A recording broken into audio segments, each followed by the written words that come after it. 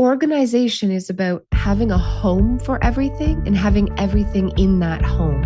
And so embracing who you are, first of all, knowing your organizing style and how you naturally manage your stuff, then embracing that, and then designing your house to catch your clutter like you put it down naturally.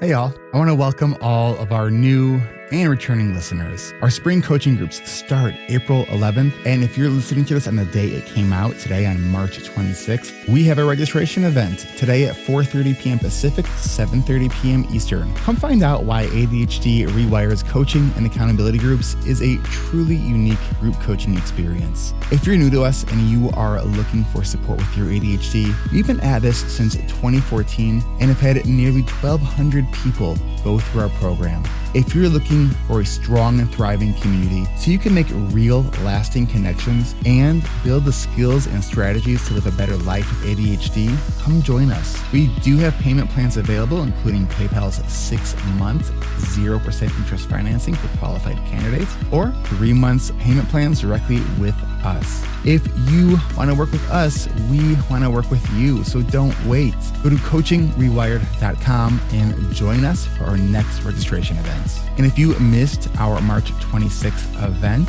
go to coachingrewired.com and schedule a time to meet with me or someone from my team. Go now. That's coachingrewired.com. Oh, and we are about to launch our new website. So just in case something weird happens when our new site goes live, contact us at support@adhdrewired.com as we are here for you. All right, y'all are in for a treat with today's guest, Cas Aarssen, also known as the Clutterbug. Enjoy. Welcome back to another episode of ADHD reWired. I'm very excited for today's guest. We have Cas Aarssen, and we were just kind of talking about, if you don't know who Cas is, so you might know Clutterbug. That is Cas. And I was just laughing because in my process where I ask people to phonetically spell their name for me, Cas really kindly wrote, Aarssen, starting fires for fun. But she's a lot more to Cas than that. So I met Cas at the 2023 International Conference on ADHD. She's one of the keynote speakers. And I had previously been familiar with your content. I had listened to the audiobook, the Clutterbug audiobook, and really liked the content in there. And then when I saw you present your keynote and really share your story, the only thing I can really say is I need to figure out how do I become this person's friend, because I just loved your story and your energy and just everything that you had to share. So let me give you a little bit of a more formal introduction now that I've been doting on you here. All right. So she is the creator of Clutterbug, a home organizing business which provides education, inspiration, and support to over 500,000 families worldwide through her YouTube channel, podcast, and various other social media platforms. Cas is also the author of 4 best-selling organizing books: Real Life Organizing, Cluttered Mess to Organized Success, Declutter Connection, and the Declutter Challenge. As a recovering super slob, it just makes me feel so good knowing that a professional organizer also identifies as a super slob. Because next to like my pre-ADHD diagnosis of lazy, slob was also, I was lazy with a coexisting slob. That was my diagnosis. So she discovered that through her own journey with clutter, that organization is not one size fit all. She's identified 4 unique organizing styles and developed the Clutterbug method to help individuals discover their type and implement customized solutions that will finally get them organized long term. All right, there's more in here, but I'm going to let you kind of share your story, and we're going to get into the strategies and all that kind of stuff. But I want you to share your story the best that you can. Well, hi, thank you for having me. You want me to share the story, like the past story that I shared on stage kind of story? Kinda. I mean, it's kind of incredible. Yeah.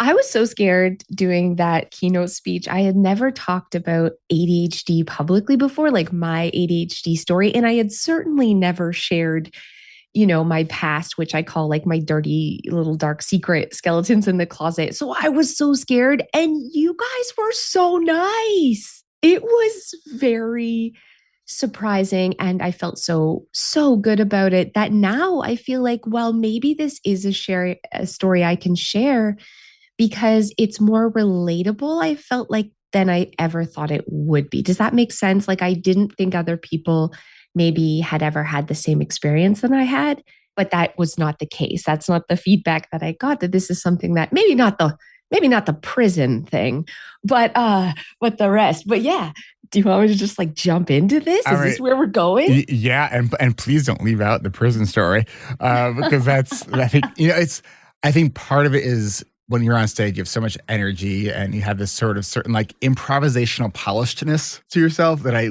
really love and admire.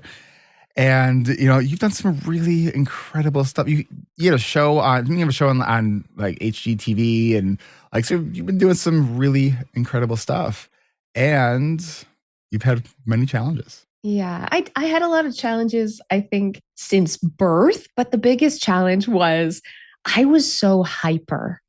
And I know you hear a lot about this with boys, right? Boys are like bouncing, the boys will be boys and you're peeling them off the ceiling.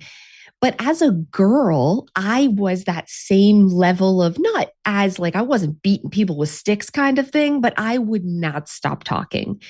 And I was always moving and jiggling and jumping around and singing and making everything a musical.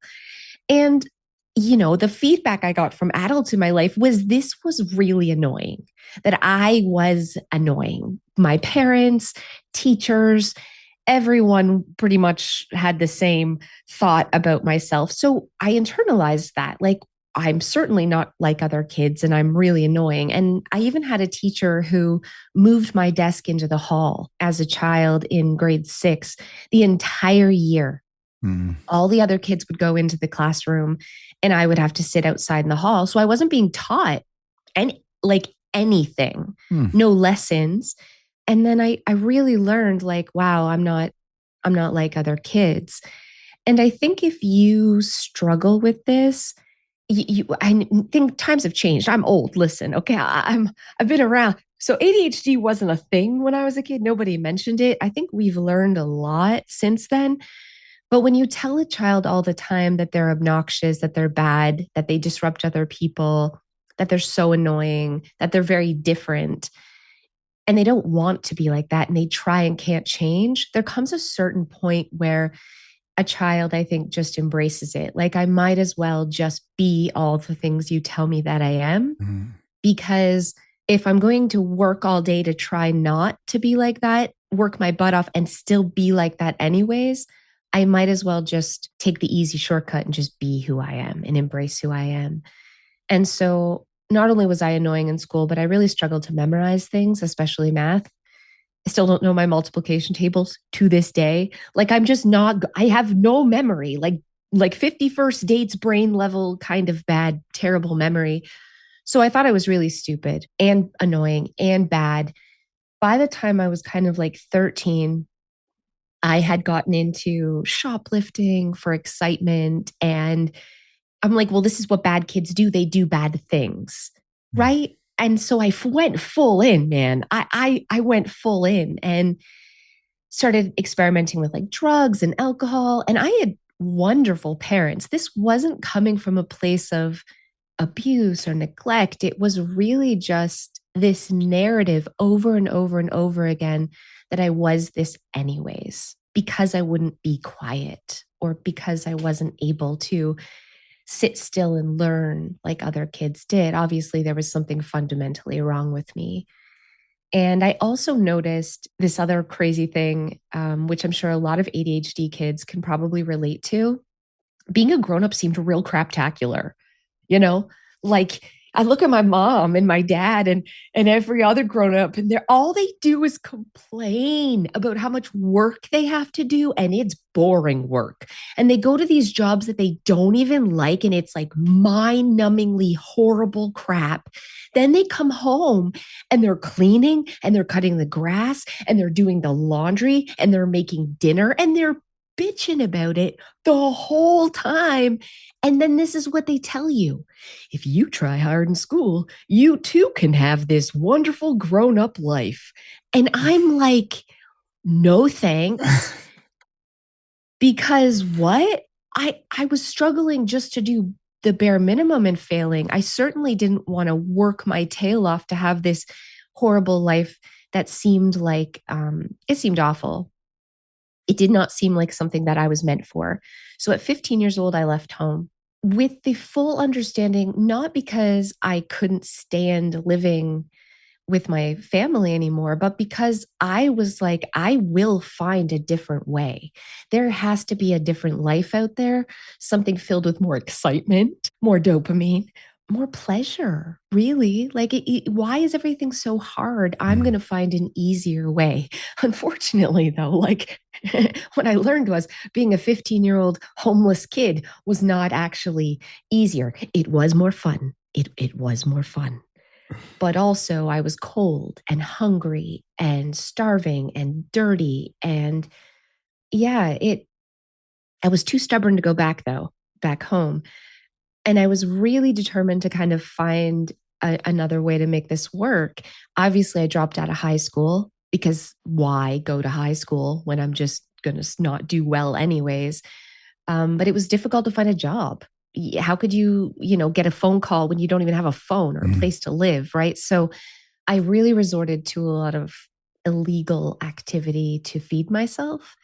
And that illegal activity in my very good problem solving skills ability that I had learned got more elaborate and more elaborate until one day I was doing some pretty stupid, ridiculous crap and I got arrested. And I had been arrested in the past as a teen. That's when they slap you on your little hand and they maybe put you in like a little juvie camp, which is just like summer camp with jumpsuits. It's fun. It's not fun. It's not terrible. You know what I'm saying? It's summer camp. Real prison. I was 18 at the time when I got arrested. I was technically a grown up, even though the things I had done, it was from 17. I still got tried as an adult and sentenced to real big girl jail. And it was horrible. It was a level of horrible that I cannot describe to you. It was real consequences for my actions. The people in there did not like me, and they were there for a reason. They were real bad. I was not bad. I was a little princess cosplaying as a criminal. That's what I was because I had undiagnosed ADHD. I did not belong there. I got my butt kicked on a regular basis. Food stolen. I had lost so much weight. I was afraid to go to sleep at night. I was afraid to wake up in the morning. I was afraid every single day that I was in there. And when I finally got out, I decided I would never, ever, ever, ever, ever break the law again. And that meant I had to get a job as a high school dropout doing minimum wage, fast food service kind of jobs and work multiple jobs just to be able to pay the bills. And then suddenly I realized I am my parents. I get up every day. I go to work at some crap job to come home, to make dinner, to do my laundry, to just fall into bed and wake up and do it all over again. And I resigned to the fact that, like, I guess this is life. So how you were in your early 20s then? Yeah. I was just turning 20. So I was not I was sentenced to a year in jail, but I got out after 9 months. 9 months is a freaking long time.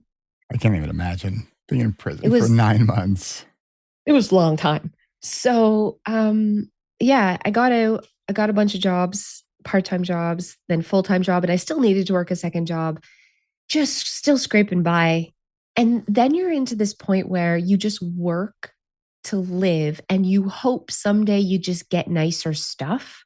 Like you're working for like a tiny bit of improvement in your stuff, maybe a nicer apartment, or maybe you can save up for a new sofa or right. And like this, I could have lived this life forever till the day I died. And I was not happy, but looking around, no one else was happy either.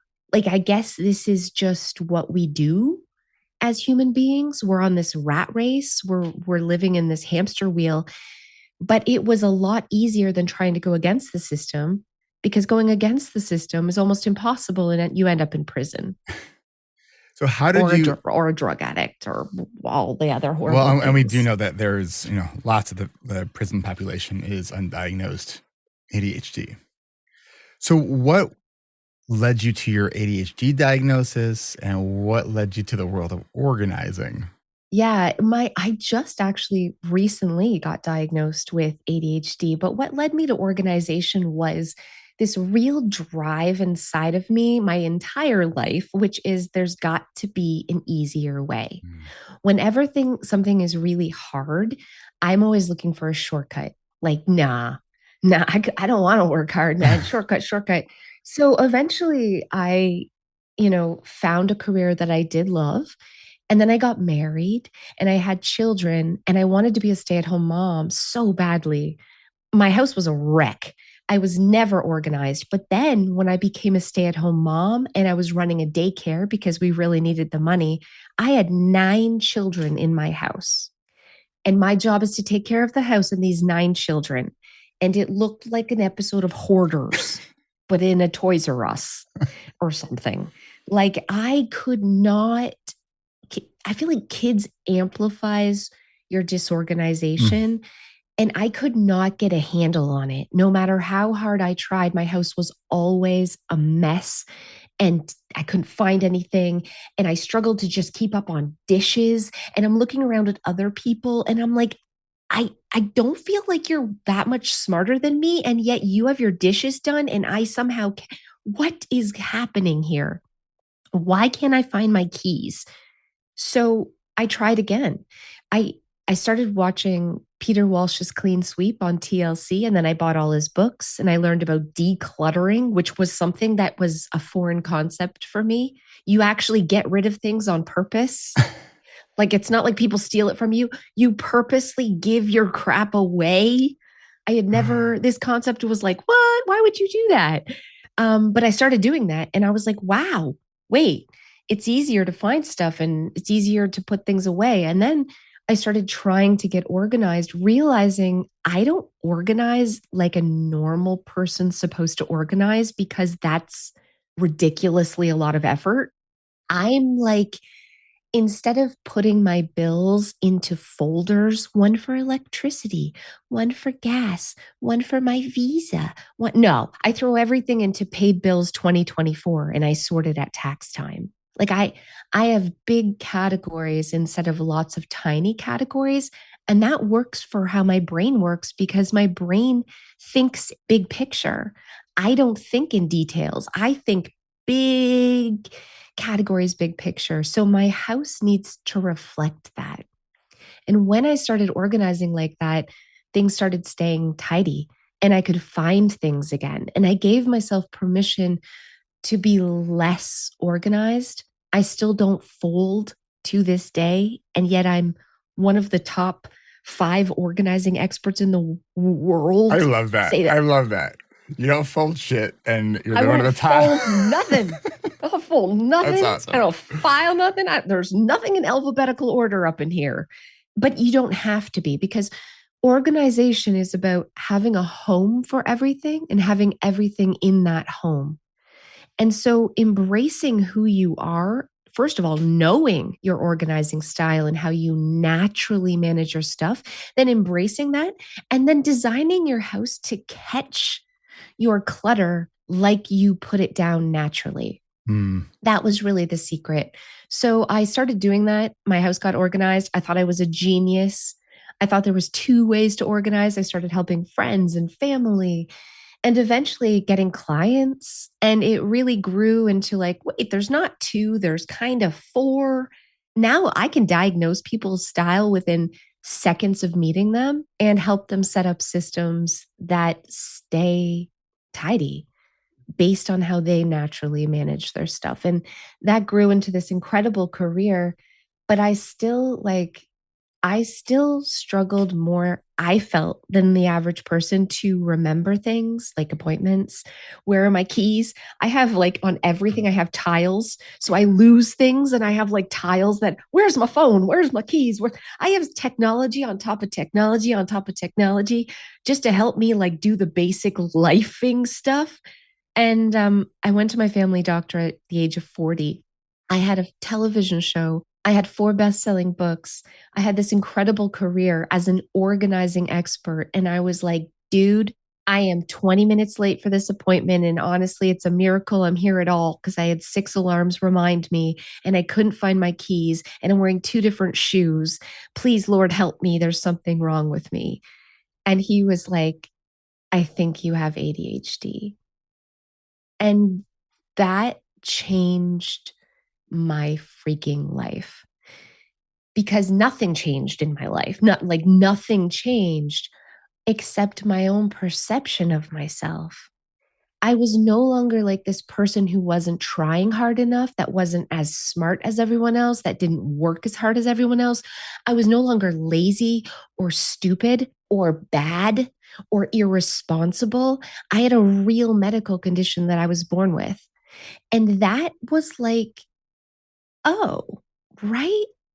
Mhm. And then I started looking at my life like, despite ADHD, I did all this cool stuff. And then I was like, wait a minute, maybe I'm doing all this cool stuff because I have ADHD. Maybe this isn't this horrible negative thing about myself. Maybe this is the greatest thing about myself. And Mm. man, now I'm so passionate to help other people, especially children, see the incredible superpower benefit. And I know people are like, "Ew, it's not a superpower." Listen, friend, there is still crappy crap about having ADHD, but there's some awesome, incredible, amazing parts of having ADHD too. And I think we need to celebrate those. I think right now would be a great time to celebrate that by taking a quick break. And when we come back, let's discuss some solutions for all of us who have tried and tried and tried to get themselves organized and maintain that organization and still haven't figured out the right solution. So we will be right back.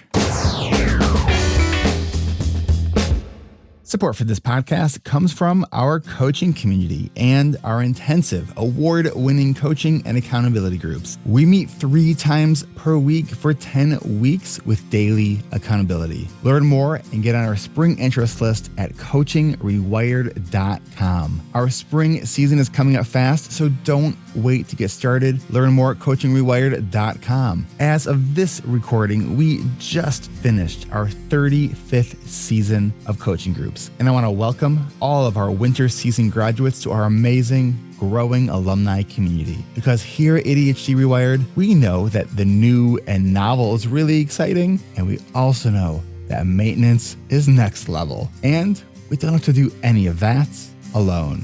While we do provide tools for learning how to better manage our calendars, build ADHD-friendly routines, and create actionable to-do lists to achieve our goals, we also believe that ADHD management is about more than just the tools. For example, with our plans and to-dos, it's not just even about writing them down. It's about creating awareness around them and where our time is really being spent and how our environment can affect every step.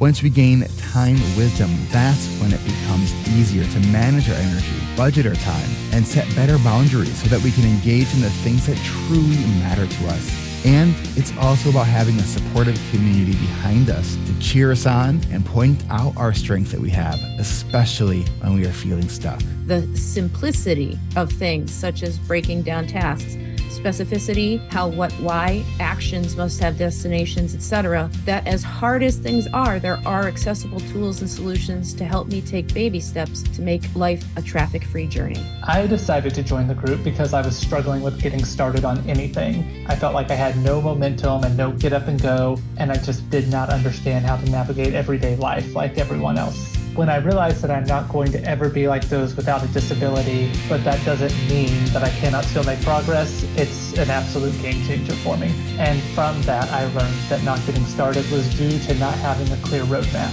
Planning my year, then my quarter, then my day fixed so many of the problems. Like I don't dread Mondays, I don't dread the start of the day. I just have a map and know that this is what I'm going to do next, and I'm excited to get it started. If you're thinking about joining this group, oh my God, do it now. Seriously. It is hard to put into words how incredible this experience truly was. You will be part of a community of people who are just like you. No, really, just like you. You'll become aware of those things in your life that you couldn't have avoided, and within these 10 weeks, you will be given tools and shown how to use them to function in ways you only dreamt about. So are you wondering if group coaching is right for you? Do you have questions? Why not go now to coachingrewired.com to get your name added to a spring interest list? Want to join? Attend our next registration event, schedule a one-on-one with me or someone from my team, or reach out via email at support@adhdrewired.com. Group starts April 11th, so time is running out. If this sounds like the group you've been looking for, go to coachingrewired.com to get your name added to our spring interest list. Don't wait, because group starts soon and because growth happens here. That's coachingrewired.com. We can't wait to meet you.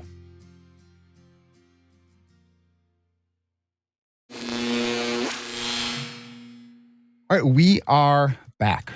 So you discovered you had ADHD around 40 years old. I want to go back for one. I did have a question. I don't know if I ever asked you this. So you'd served time in prison.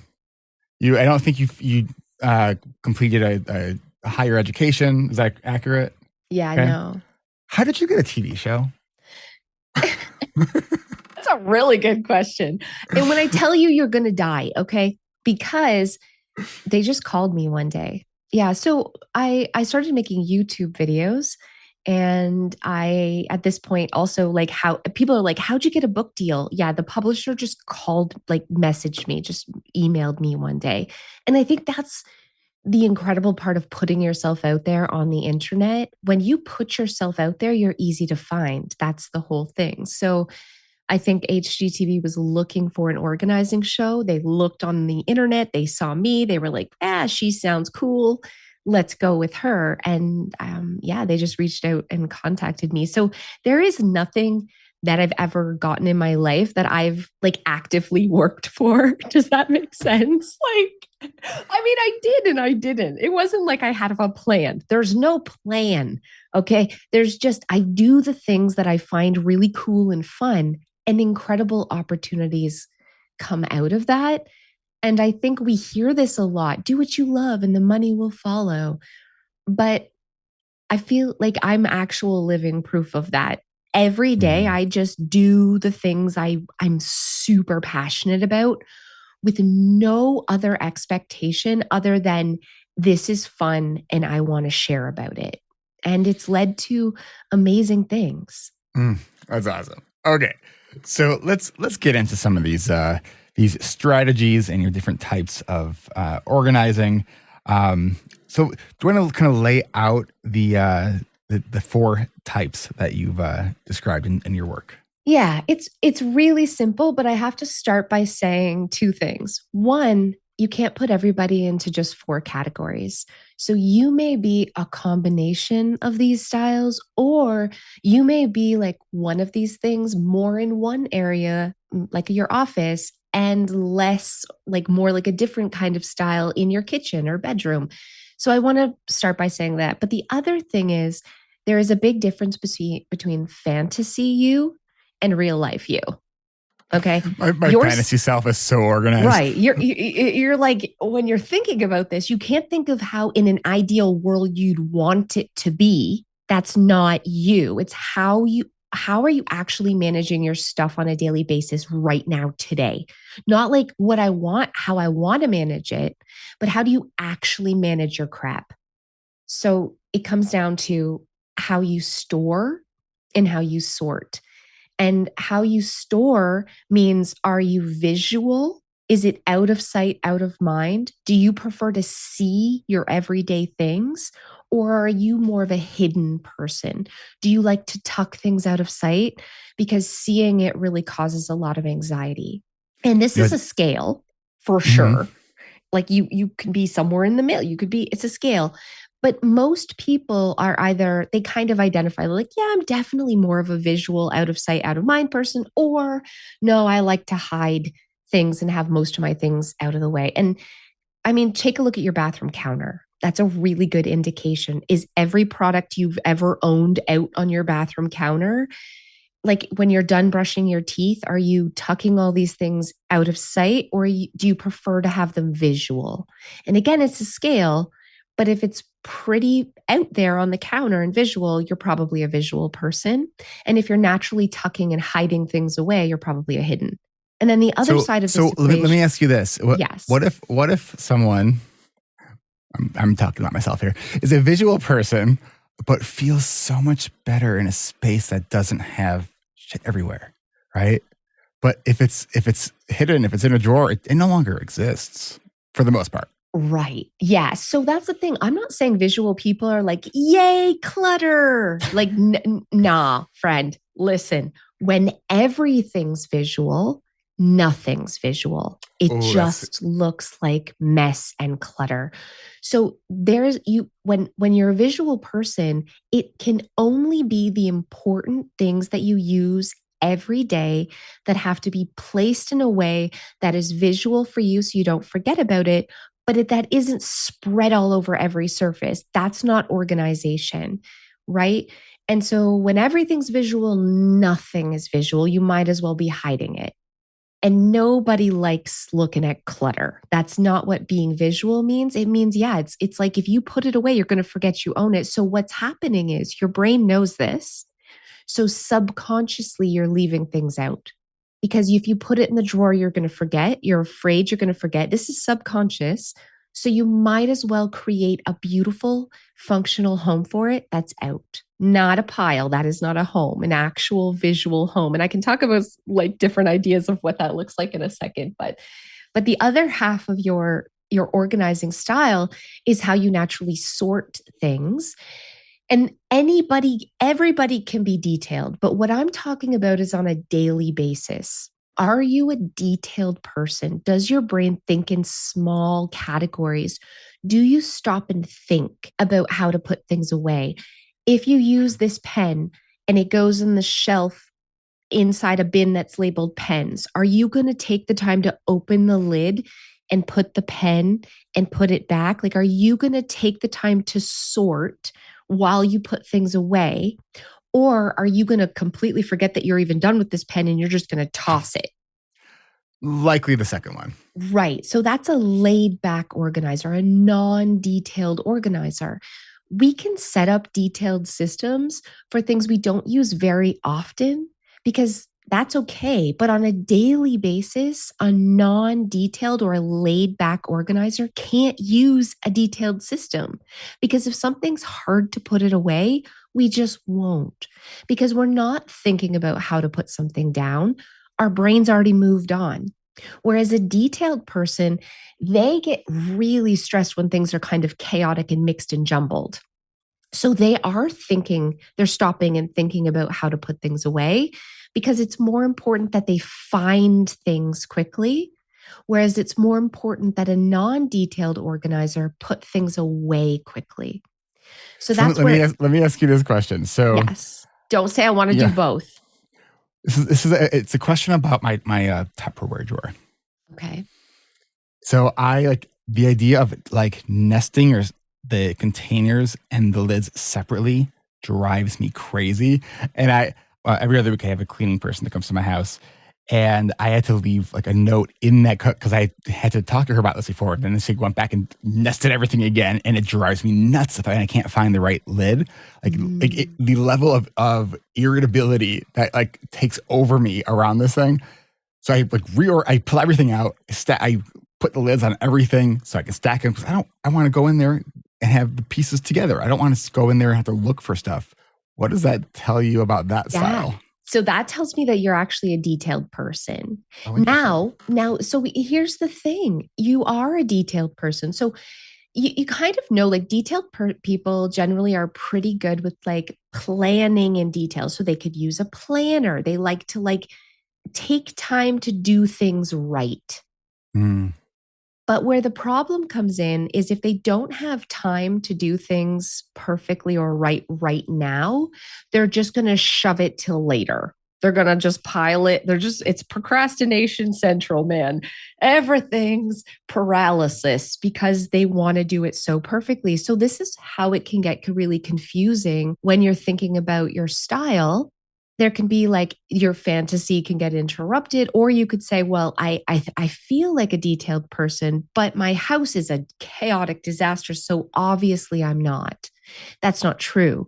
You are a detailed person, but you haven't taken the time to set up a detailed system. So you're just piling it till later. That's very different than me, who even if I had a detailed system, I'd still chuck that crap in a drawer. Because I do not care. My brain doesn't work in details. So knowing yourself, really knowing yourself, and a great thing to look at to kind of identify your style. I have a quiz, but the best way is to look at a space that works for you. And your Tupperware drawer is a great example. If every time you're unloading the dishwasher, you are taking a bottom and you're pairing it with a top and you're stacking it neatly, stop it, friend. You are a detailed person because ain't nobody who's non-detailed's got time for that. You're making me reevaluate my whole life right now. It's but when it comes to paperwork, like papers, I am like clueless. Like I have like 3 different bins on I have like a split level house. So like between the kitchen and like the family room, there's like 2 counters, right? And I have 3 bins of different, totally random paperwork that of like a lot of it's like financial stuff and manuals and receipts and spare parts of stuff that I've.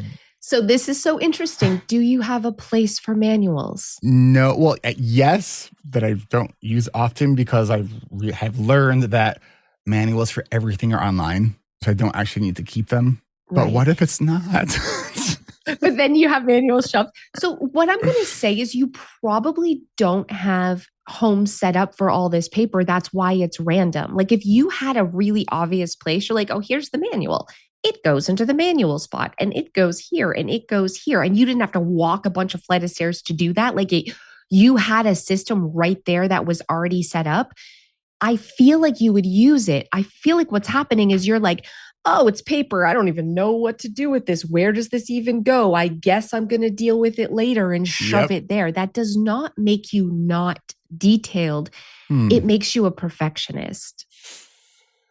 I have identified as a perfectionist in recovery for a long time. I guess I'm still working on that. So I have had in the past like file systems for stuff. I would open my file cabinet and I would literally just throw the paper on top of all the file folders and then close the drawers and just hope that I can get it closed. Well, that's a very non-detailed. So I don't know. Listen, you're putting pressure on me here, man. See, the thing is, it could be when it comes to paper, for whatever reason, you do have kind of like a mental block with paper. So then you need a laid back, less organized approach to paper. But the other areas, like I'm not going to, I mean, if you want to have a panic attack because your Tupperware lids aren't stored on top of your things, then I feel like in that area, you're a super detailed person.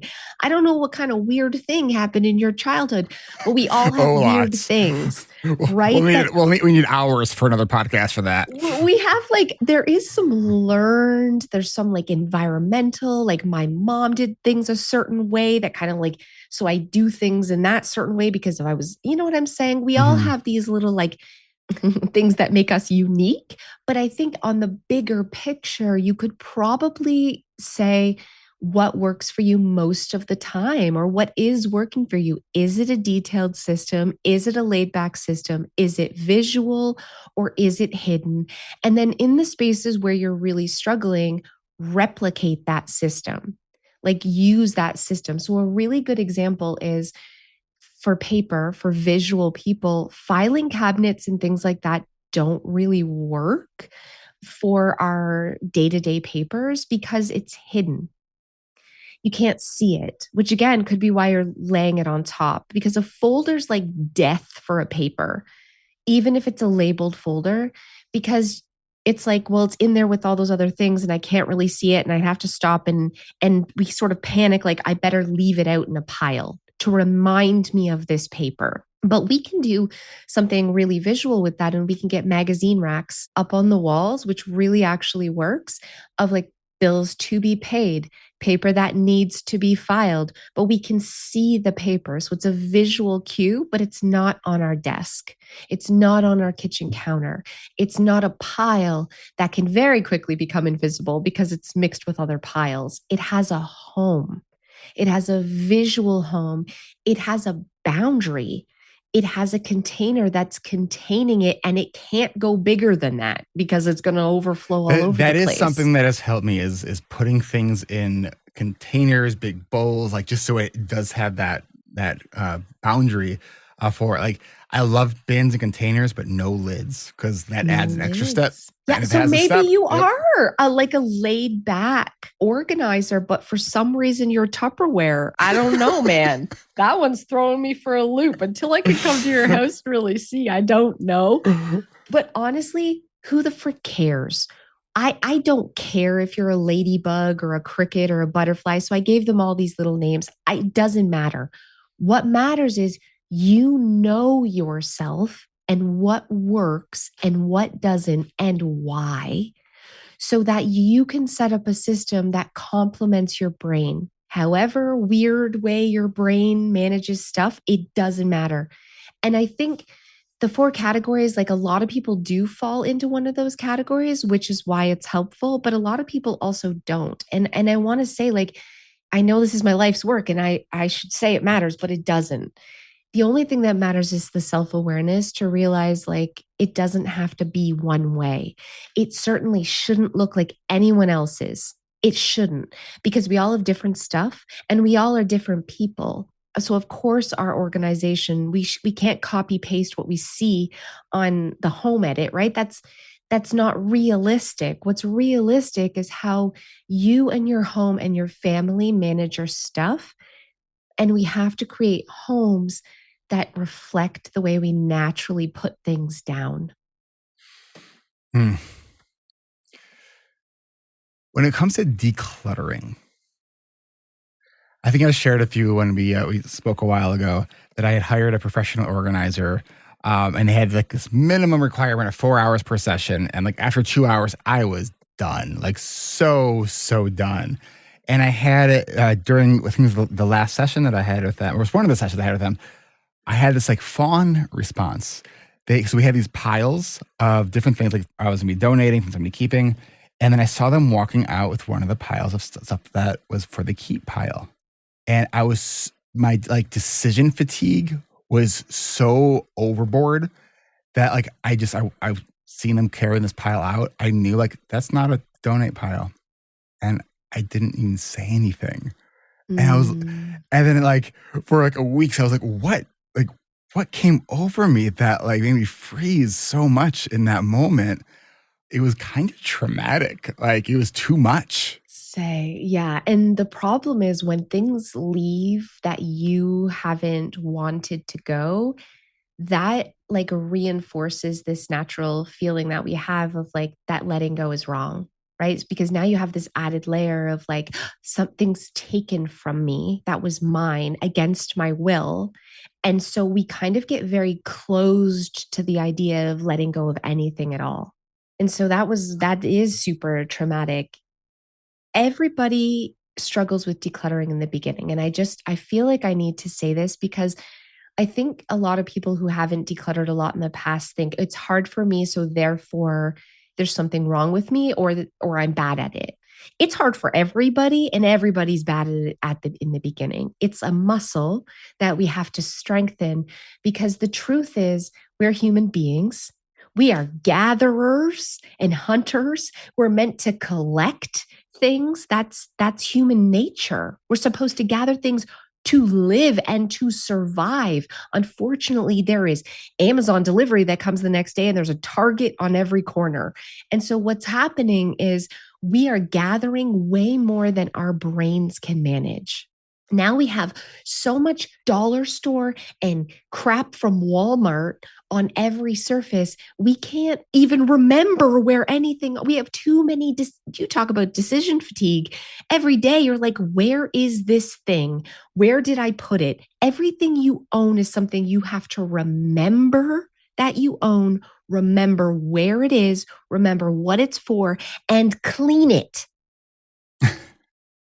Everything. And it becomes a real burden on our brain. And if we have ADHD, we are already taxed, man. We're already squirrel syndrome up in here. And we're adding now 10,000 little pieces of bibbity bobbity crap everywhere. Our brain is fried, man. It's absolutely fried. What we need to do is understand that decluttering is just like cleaning a toilet. It's like vacuuming. It's like dusting. It is part of our weekly cleaning routine. It is not a punishment. It is not something that we do when we're spring cleaning. Decluttering is regular housework. And decluttering is different from cleaning. Yes. I remember learning that and my brain like exploded. I was like, wait a minute, what? It's also different than tidying. Tidying and cleaning is not the same thing. And tidying and decluttering is not the same thing. Decluttering is removing things from your home forever. Tidying is putting things back into their home. Organizing is creating homes. And cleaning is removing dirt from surfaces. Oh. So I need to digest that for a moment. So let's take a quick break while my brain kind of explodes right now, because that was wonderful. And we will be right back. And I want to share with you a recent unexpected thing that has happened in my life that may be contributing to regular, not decluttering. What did you say it was? Sorting? Organizing? Tidying? Tidying. To regular tidying. So we will be right back. All right, we are back. So right before the break, you made my brain explode with these different categories of things I probably already forgot. Cleaning, tidying, decluttering. And organizing. Organizing. Okay. So the tidying. It's just cleaning and tidying. So I sort of semi-impulsively adopted 2 kittens about 2 weeks ago. And because they're kittens, they want to get on everything and knock stuff over. And like the thing I want least is to have to clean extra messes up. So it's been forcing me to like keep my surfaces clear.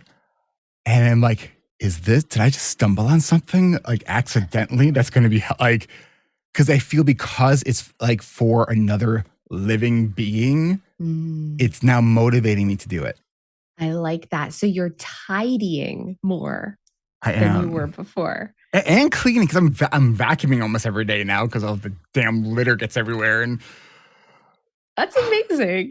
Okay, so this is what I found too. Like I started with decluttering, which was just getting stuff out of my house. And then I did like this daily tidy up. So I made it a non-negotiable, because I don't know if you're like me, and if I tell myself I can do something tomorrow, I will do it tomorrow, but tomorrow will never come, and every day will be tomorrow. So like I cannot go to bed until I've tidied for 15 minutes. And at first it was awful.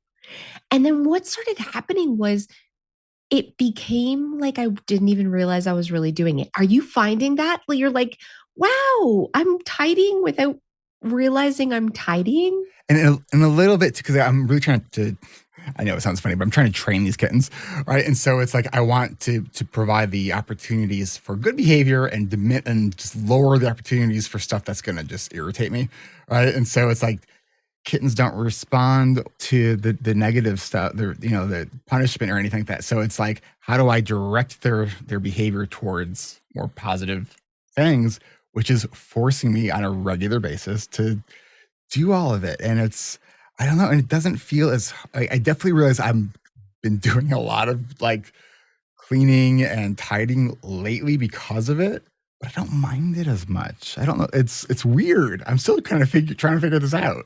I love that. I think a lot of us have like this mental block when it comes to taking care of our house. I know for myself where mine came from. And that was because my mom was insane in the membrane.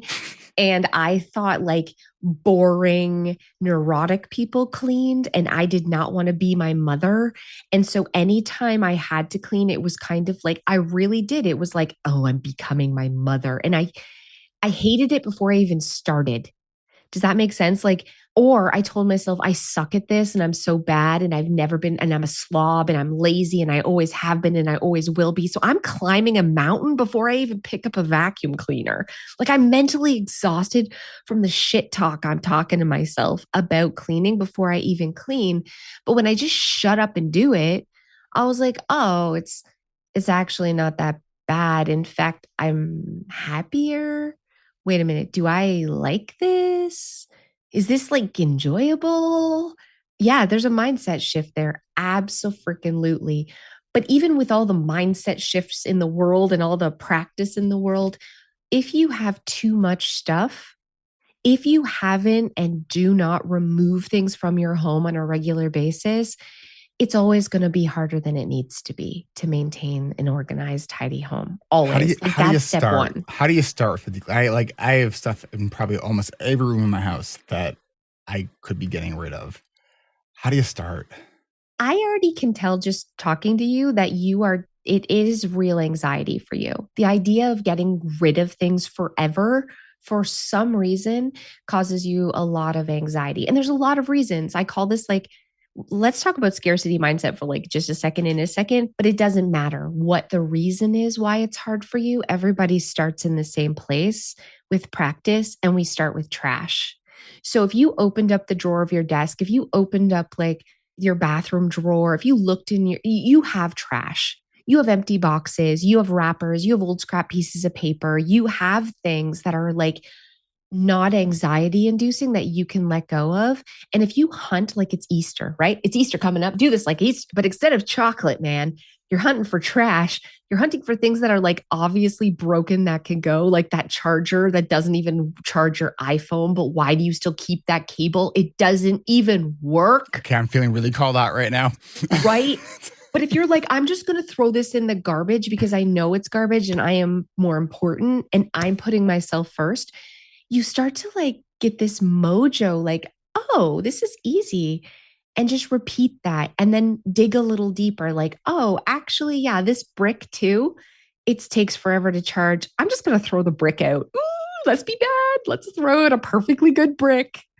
Or you know what I'm saying? The box that your vacuum cleaner came in, why would you keep the box to something that you're not returning?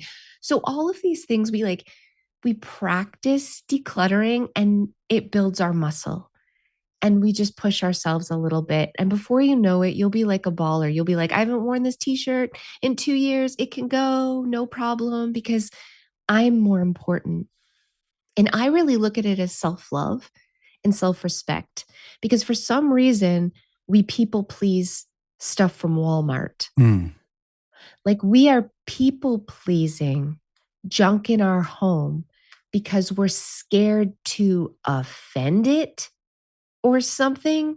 Like, why is it so hard for us to say, I know this was $20 and I never use it and I probably never will, but I can't just let it go. Why? It's so crazy pants.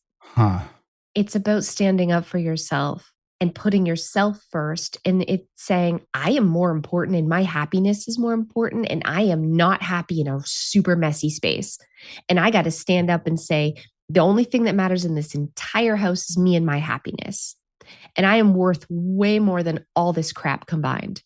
It's so interesting because I've always found that I'm not, it's like not registering how clutter is impacting me until the clutter is removed. And then I'm like, oh my gosh, like I feel really not, like this space feels really good. I feel good in this space now, but it's not registering with me when it's cluttered. I don't know, like it's a weird thing. Okay. Can we talk about that's called clutter blindness, but also I just want to like for one hot second talk about scarcity mindset when it comes to stuff. So if you've ever struggled financially in the past, what happens is we stop trusting money because money can be gone tomorrow.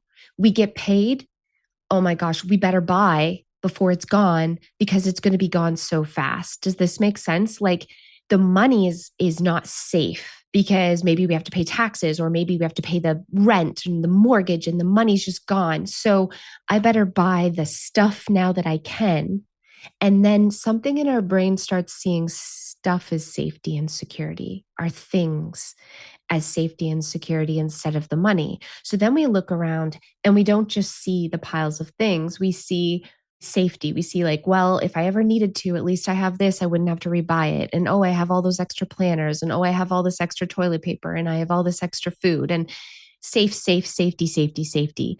But then that reinforces again that stuff is safety and money is not, that money is fleeting. So then when we get paid again, our instinct is, well, I better go to Costco and I better stock up and I better buy things when they're on sale and I better get it now before it's gone. I better buy now before it's gone. And before we know it, we're like shopping too much, accumulating too much, and our brain is rewired backwards. So instead of saving, and keeping and like putting the priority on money being our security, now stuff is security. So if I come in and stuff is security and stuff is safety and stuff is what's going to keep you and your family safe, and I say, okay, I'm going to take your stuff now and declutter it to Goodwill, it's like I'm coming in and taking your money because your brain is wired backwards. Does that make sense?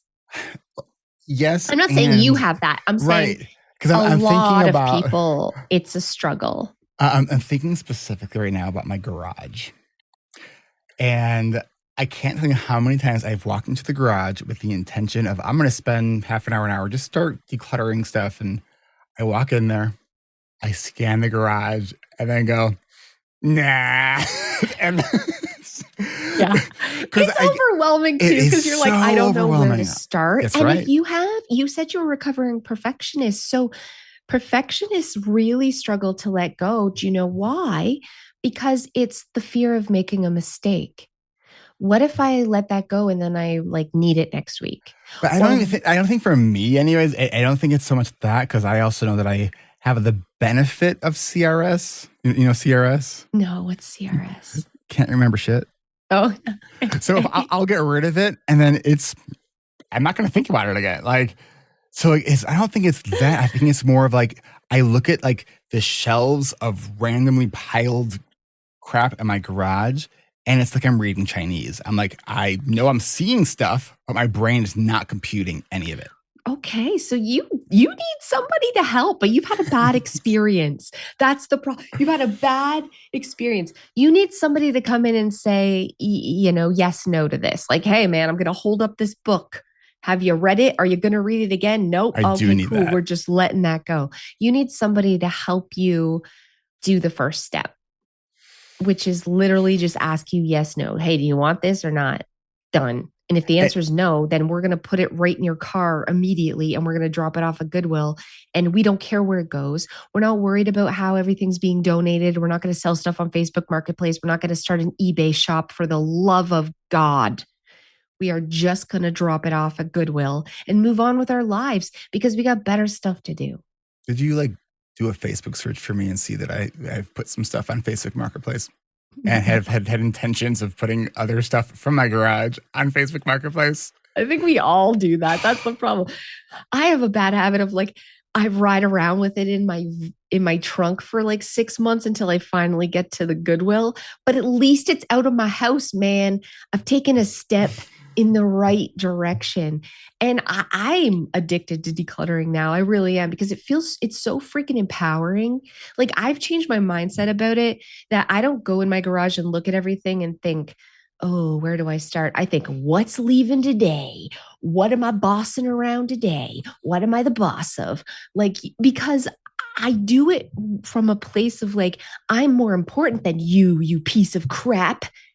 Like, I'm putting myself first. I'm such a people pleaser, and I don't have the highest self-esteem, and I let people walk all over me.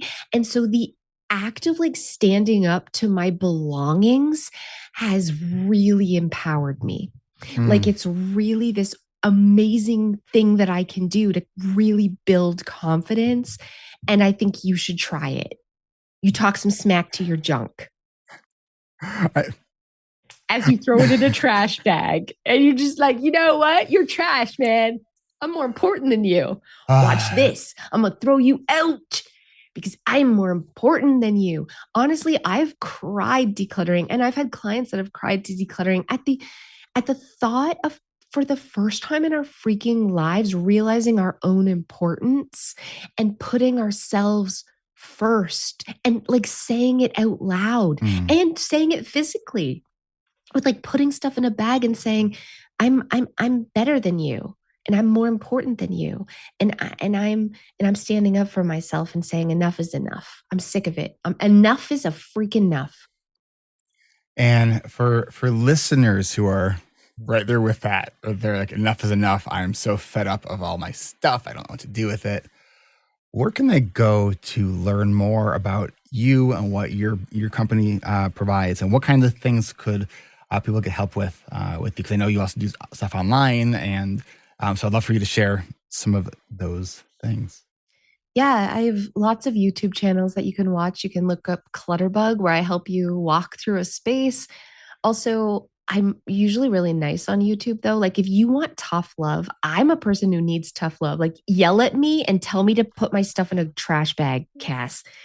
That's what I'm bringing on my podcast. So again, it's called Clutterbug, and you can search for Clutterbug Tough Love Podcast, and I will scream at you for 45 minutes straight to throw things in the garbage. Oh my God. And if that works for it works for me. Scream at me, man. Scream at me. And so you can listen to those, and I promise you will get up and throw things in the garbage. So the website is clutterbug.com. Is that like your sort of centralized place for everything? Yeah, you can go to clutterbug.com. You can take the free quiz, the Clutterbug quiz there, and find out your organizing style. There's a free ebook. There's a free like master organizing class, tons of free resources to help you not only identify your style, start decluttering, but finally get organized for good. And I think more importantly, like, really know yourself and love yourself, and realize that you're not messy. You just organize differently. Cas Aarssen, thank you so much for joining me on the show. This has been a pleasure. I feel like I can talk to you for hours, and that when you said it and earlier, that concludes if you need me to come out to your place to help, Thank you, Cass, for joining me today. And if you made it all the way through to the end of this I'll episode, cook you dinner, and stick around. we can declutter. Hey, if you want show notes or resources, or want to get in touch Thank with you so much Cass, for having find me. links and everything else we mentioned on the episode, come to our website at ADHDrewired.com. Speaking of decluttering, if you're looking for a dedicated time and space to start or continue tidying your space, why not check out our ADHD-friendly body doubling community at adultstudyhall.com. We currently have 11 facilitated sessions each week, 2 of which include cleaning and decluttering on Wednesdays and Sundays. And if that doesn't work for you and your schedule, our 24/7 quiet co-working room is always open. Want to support the show? Why not become a patron at ADHDrewired.com/Patreon. And if you sign up at $25 a month, you can join me and other patrons for a monthly coaching call every 4th Tuesday of the month. Which means if you're listening to this early enough on the day it came out, our patron-only coaching call is today. It's also a great place to stop in and get a taste for coaching, especially if you are interested in joining our upcoming coaching groups. Otherwise, you can find it all at the website at ADHDrewired.com. A huge thank you again to Cas for joining me today. We'll catch you all back here next week with another very special guest, Stephen Sharp Nelson, who you might know as the cello player from the band The Piano Guys. And if you've never heard of The Piano Guys, do a YouTube search. You'll thank me later. Until then, happy tidying, and we'll catch you next time.